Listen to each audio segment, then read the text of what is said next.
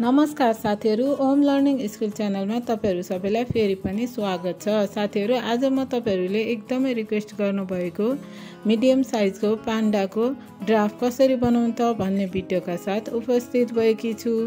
यो चाहिँ हाम्रो पान्डाको ड्राफ्टको पार्ट 1 हो भिडियो हो। साथीहरु, यसमा हामीले टाउकोको ड्राफ्ट बनाउन सिक्दै छौं। भिडियोलाई सुरुदेखि अन्तिमसम्म हेर्नु होला र च्यानललाई सब्स्क्राइब गर्न नभुल्नु होला। ल भिडियोतर्फ जाउँ है त। पान्डाको टाउकोको ड्राफ्टमा यो पछाडी टाउकोको ड्राफ्ट रहेको छ। यसलाई बनाउनको लागि मैले बेस पार्ट लिएको छु। 14.5 सेन्टिमिटरको सिधा लाइन तानेको छु र यही लाइनमा चाहिँ 1 सेन्टिमिटर यहाँ भित्र गएर मैले यहाँ चिन्ह लगाएको छु र यो चिन्हबाट सिधा हामीले 23.5 सेन्टिमिटरको सिधा लाइन तानेका छौं र यो 23.5 को ठ्याक्क यसलाई फोल्ड गरेर कपी त सिधा हुन्छ नि, हामीले यसरी फोल्ड गर्न मिल्छौं। त्यसको ठ्याक्क बिचबाट 1.5 सेन्टिमिटर यसरी बाहिर सिधा लाइन तानेका छौं र यसरी यहाँ पोइन्ट चिन्ह दिएको छौं। त्यसपछि हामीसित रह्यो यो पोइन्ट यसलाई हामीले यसरी कप शेपमा अरु ड्राफ्टमा जस्तै गरी जोइन गर्दिन सक्छौं। हेर्न सक्नुहुन्छ, यो 1 र यो 1.5 भइदिनाले यो कप शेप यस्तो शेपमा आफै सो आउँछ। सिधा कपी हुँदा पनि तपाईले एकदमै टेन्सन नलिकन यो शेप बनाउन सक्नुहुन्छ। त्यस्तै गरी अब हामीहरुसित यो शेप रहेको छ। यो शेपबाट चाहिँ के छ भन्दा साथीहरु, यसरी हामीले 1.5 सेन्टिमिटर यसरी ट्रायंगल टाइपको यसरी तानेर जुन यहाँ मैले गरेको छु, यो गर्दा पनि हुन्छ र तपाईलाई गाह्रो लाग्छ भने पर्दैन, यो गर्न पनि पर्दैन। यो पोइन्टबाट ठ्याक्क यो पोइन्टमा हुने गरी यसरी कप शेप बनाउन सक्नुहुन्छ तपाईहरुले। अरु टेडी बियरको जस्तै गरी हो यो शेप चाहिँ बनाउने, यो पान्डाको पनि। यदि तपाईलाई त्यो पनि गाह्रो भयो, यो शेप बनाउन चाहिँ हात बसेन म्याम भन्नुहुन्छ भने भन्नु पनि भएको छ कसैले मलाई टिकटकमा पनि। यसलाई नि यसरी जुन फोल्ड गरिन्छ नि, कपी त सिधा हुन्छ। यो त मैले ड्राफ्ट काटिसकेको छु। कपी सिधा हुँदा यस्तै गरी यो 1.5 को तानेको जस्तै गरी यही लाइनबाट चाहिँ तपाईहरुले यहाँनिरबाट यसरी हेर्न सक्नुहुन्छ। यो पोइन्टबाट तपाईहरुले यसरी 15 को सिधा लाइन तान्नु भयो भने पनि हेर्नुस् त 15 सेन्टिमिटरको सिधा लाइन तान्नु भयो भने नि तपाईलाई शेप दिन झन् सजिलो हुन्छ। यहाँदेखि यहाँसम्मको यसरी हेर्न सक्नुहुन्छ साथीहरु। हाम्रो पान्डाको ब्याक साइडको हेड बनेर तयार भइसकेको छ। यसलाई हामीले फरमा 2 पिस बनाइन्छ र कपडा काट्नको लागि चाहिने एरो पनि हाम्रो यता फर्केको छ। अब त्यसपछि म अगाडिको टाउकोको भागको ड्राफ्ट भन्दै छु। यसको लागि पनि मैले बेस पार्ट लिएको छु। यहाँनिर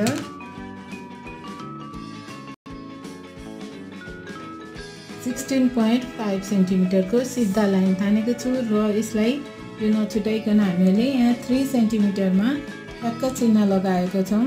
यो 3 सेन्टिमिटरबाट चाहिँ हामीले यहाँ सिधा लाइन तान्नुपर्छ। 24.5 को हामीले सिधा लाइन तानेको छौं र यही लाइनमा चाहिँ हामीले यहाँनिर 9.9 ठ्याक्क 9 मा रहेको छ। यो ठ्याक्क यहाँ 9 सेन्टिमिटरमा चाहिँ सिधा लाइन यहाँनिर जुन हाम्रो 24.5 को सिधा लाइनमा 9 सेन्टिमिटरमा यहाँ चिन्ह लगाएको छौं हामीहरूले र यो पोइन्टबाट यता हामीहरुको ठ्याक्क चेन रहेको छ। यसलाई सिधा लाइन तान्दिनुस् र हामीलाई यो पोइन्ट भयो। त्यसपछिबाट यो हाम्रो जुन 16.5 सेन्टिमिटरको लाइनबाट माथि सिधा लाइन तान्दिनुस् तपाईहरु 4.5 सेन्टिमिटरको। त्यसपछि तपाईहरुसित यो पोइन्ट भयो।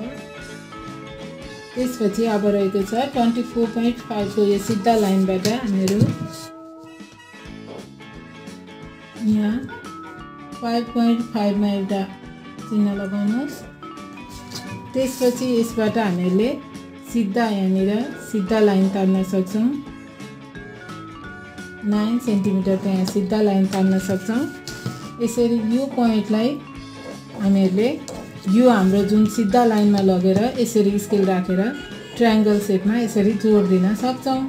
अब तपाईहरुलाई यो लाइन पनि मैले यहाँ मेजरमेन्ट गरेर त राख्दिएको छु। यो लाइन चाहिँ हाम्रो हुन्छ ठ्याक्क 10.5 यो थर्डको लाइन नै हाम्रो रहेको छ 10.5। यसरी हामीहरूले जोइन गरेपछि चाहिँ हामीहरूसित यो पोइन्ट भयो।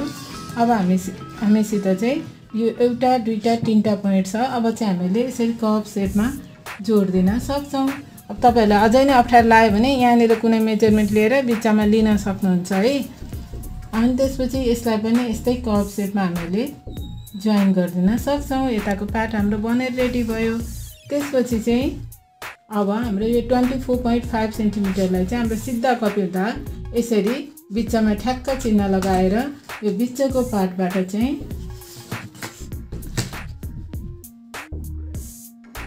6.5 सेन्टिमिटरको सिधा लाइन तान्दिनु होला। अनि यो सिधा लाइन तान्दिएपछि चाहिँ हामीहरुसित यो पोइन्ट हुन्छ।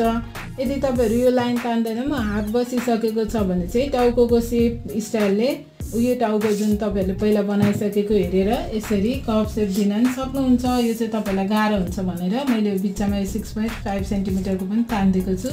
अब हामीलाई यो तीनटा पोइन्ट चाहिँ जोड्नलाई एकदमै इजी हुन्छ। यसरी जोडिदिनुस् तपाईहरु पनि।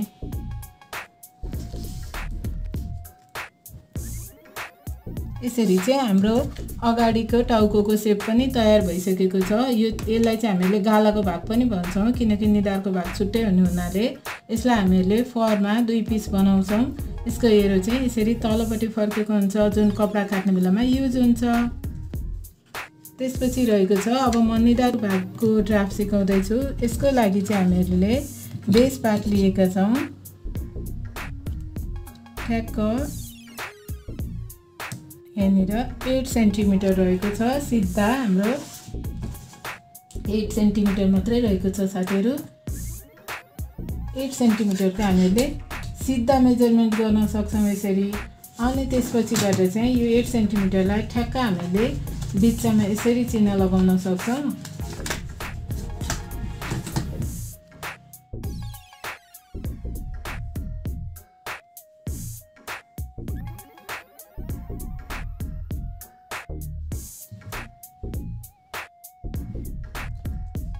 बिचको पार्टबाट चाहिँ हामीले यहाँ 16 सेन्टिमिटरको सिधा लाइन तानिसकेका छौँ। त्यसपछि हामीहरूले यो सिधा लाइनबाट चाहिँ हेर्नुहोस् है 1 सेन्टिमिटर मुनि आउने र यहाँ थोप्लो जस्तो लगाउने। त्यसपछिबाट चाहिँ हामीहरूले यो थोप्लोबाट यता साइडमा 8 सेन्टिमिटरको सिधा लाइन तान्ने यहाँ पोइन्ट भयो। त्यस्तै गरी उता पनि हाम्रो ठ्याक्कै 8 सेन्टिमिटरको सिधा लाइन हुन्छ। यति भइसकेपछि यो तीनटा लाइनलाई चाहिँ हामीले यस्तै त हो कर्भ सेपले यसरी जोड्न सक्छौँ। त्यसपछि अब हामीहरूले यो पोइन्ट र यो पोइन्टलाई यसरी स्केल राखेर जोड्दिनु भए पनि हुन्छ। हेर्न सक्नुहुन्छ यसरी जोड्दिनु होला र यता पनि यस्तै गरेर स्केल राखेर जोड्दिनु होला दुई साइडमै। यति भइसकेपछि हाम्रो ट्रायंगल सेपमा यस्तो हुन्छ र यसमा जोड्नको लागि सजिलो हुन्छ। हाम्रो यो पार्टमा जोइन हुन्छ यो गएर। अब यसलाई चाहिँ हामीले 1 पिस फरमा बनाइन्छ र यसको हेरो हाम्रो यस्तो माथिपट्टि फर्केको हुन्छ जुन म कपडा काट्ने बेलामा भन्छु हजुरहरुलाई। यसरी हाम्रो निधारको पार्टको पनि ड्राफ्ट बनेर रेडी भइसकेको छ। अब म कानको भागतिर गइरहेको छु। कानको भाग 9 सेन्टिमिटरको सिधा लाइन तान्नु होला तपाईहरुले। त्यसपछि 9 को ठ्याक्क बिचमा यस्तो सिधा बिचमा यो बिचको पोइन्टबाट चाहिँ ठ्याक्क 9.5 सेन्टिमिटरको सिधा लामो लाइन तान्दिनु होला। 9.5 सेन्टिमिटर यसरी 9.5 सेन्टिमिटरको सिधा लाइन तानिसकेपछि चाहिँ तपाईहरुले यसरी कर्भ सेपमा मैले गरेको जस्तै गरेर कर्भ सेपमा यसरी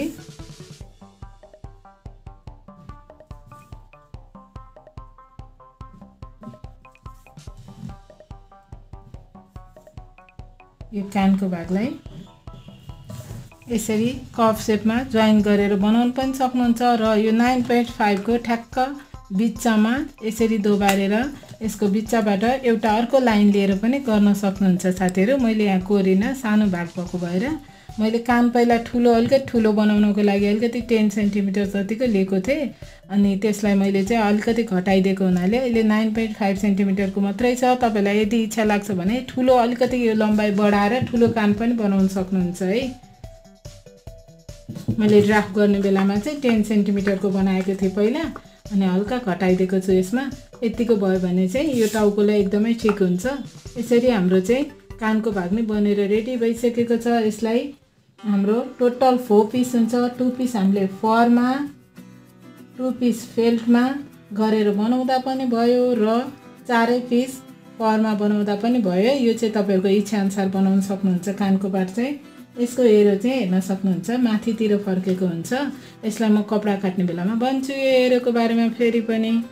त्यसपछि अब म मुखको भागको ड्राफ्ट बनाउँदै छु। मुखको भागको ड्राफ्ट बनाउनको लागि चाहिँ हामीहरुले सिधा पार्ट लिन पर्ने भएर सिधा पार्ट यता साइडमा भएको भएर मैले यो सिधा पार्ट्स लिएको छु।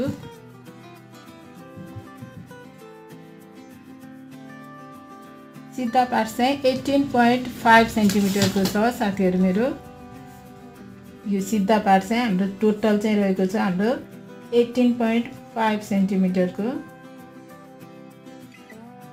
अब यसलाई यो 18.5 सेन्टिमिटरको सिधा लाइन तानिसकेपछि यसलाई जब पोइन्ट आउँछ तपाईहरुले चाहिँ यसरी भाग लगाउँदाखेरि 1-2 लाइनको फरक परेर हामीलाई गाह्रो पर्ने हुनाले यसरी कपीलाई दोबार दिने।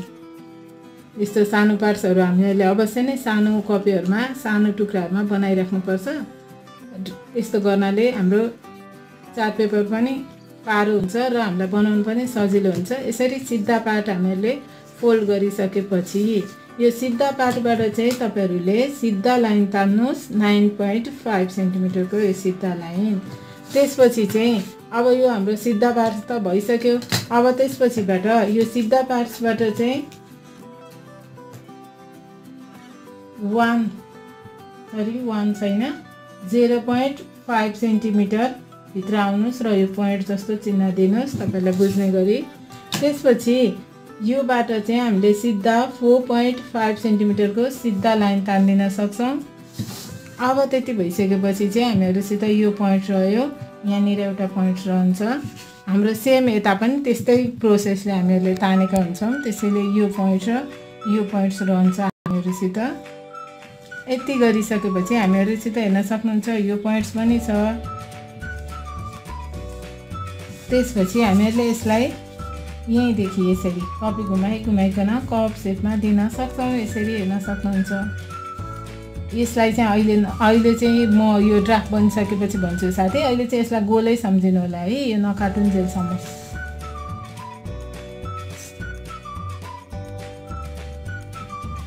यसरी गरिसकेपछि यसलाई पनि हामीले यसरी हल्का कप शेपमा सिलाउँदा नि कतिपय कुराहरु हामीहरुले मिलाउन सक्छौं। त्यसैले नडराइकन यसलाई यस्तो शेप दिनु होला।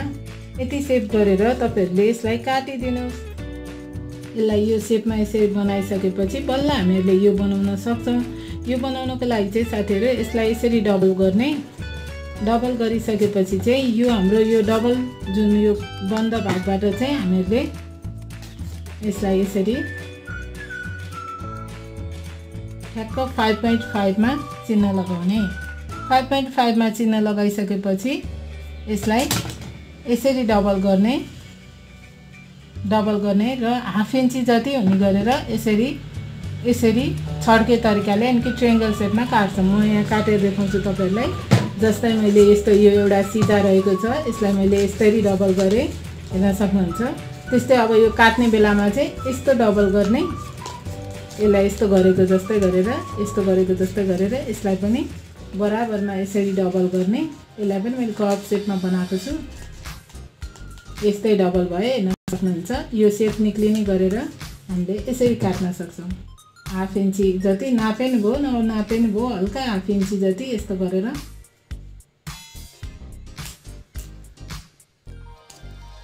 यसरी काट्दैपछि हेर्न सक्नुहुन्छ। यो जस्तै गरी यो शेप पनि बनेको हो हेर्न सक्नुहुन्छ।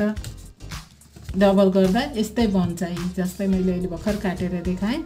यसरी हाम्रो मुखको पार्ट बनाइ रेडी भइसकेको छ। यसलाई चाहिँ हामीहरुले फेल्टमा 1 पिस बनाइन्छ। त्यसपछि म बनाउँदै छु यो पार्ट चाहिँ हाम्रो टाउकोको भागमा पाण्डा बनाउँदाखेरि जोइन गर्छौं हामीहरुले। यो डिफरेन्स कलरको हुन्छ फेसको भन्दा। यसको लागि चाहिँ मैले सिधा 4 इन्चको लाइन तान्छु र यो लाइनबाट चाहिँ हामीहरुले हल्का यसलाई ट्रायंगल शेप आउने गरेर हल्का हेर्न सक्नुहुन्छ 9.5 सेन्टिमिटरको सिधा लाइन तान्छु र यो लाइनबाट चाहिँ हामीहरुले अब यो पोइन्ट नै रह्यो, यो पोइन्ट नै रह्यो र यसलाई यो 9.5 लाई ठ्याक्क यसरी बिचमा दुई भाग गर्छु र मैले यो बिचको भागबाट चाहिँ हेर्न सक्नुहुन्छ बिचको भागबाट चाहिँ यहाँ बाहिर आउँछु 3 सेन्टिमिटर। त्यस्तै गरी यसको अगाडि भागमा जान्छु 1 सेन्टिमिटर। त्यसपछि चाहिँ रह्यो ठ्याक्क यसको अगाडि भागमा है साथीहरु 1 सेन्टिमिटर यहाँनिर लिन्छु र यो पोइन्ट र यो पोइन्टलाई नै अरुमा जस्तै गरी सेम यसरी कर्भ शेपमा दिन्छु।